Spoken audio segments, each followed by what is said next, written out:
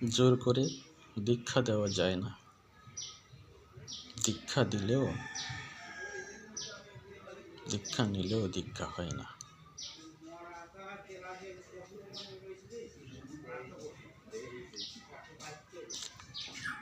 করে না কোনো সৎকর্ম, করে অধর্ম আচার কর্ম, মানে না গুরুর সদ্বচন।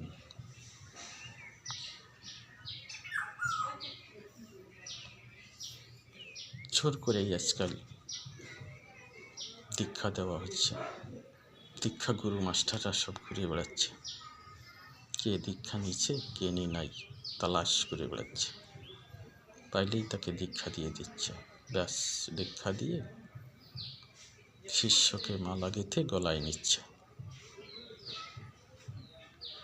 গুরু চলছে গুরুর মতো, শিষ্য চলছে শিষ্যর মতো।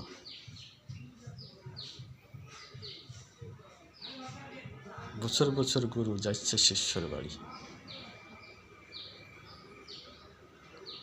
শিষ্যর বাড়ি গুরু আসে, শিষ্য গুরু নিয়ে করে পুজো।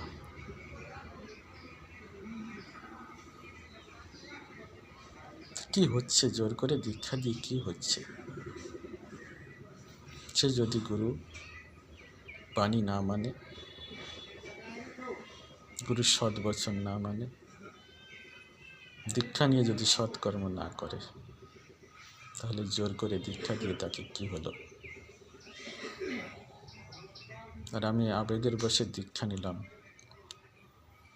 সৎপথে চললাম না, তো আমার কি হলো? হলো শুধু সমাজেই দেখা দেখি, দীক্ষা নামের ধর্ম ফাঁকি। বর্তমান পুরো সমাজ যেমন অসৎগুরু, তেমনি অসৎ শিষ্যর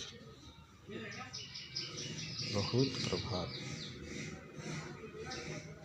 চলছে সমাজ আচরণ।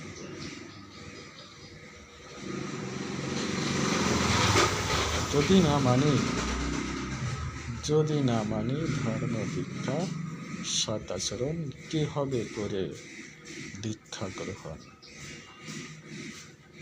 জোর করে দীক্ষা দিলে দীক্ষা হয় না, আবেগের বশে দীক্ষা নিলেও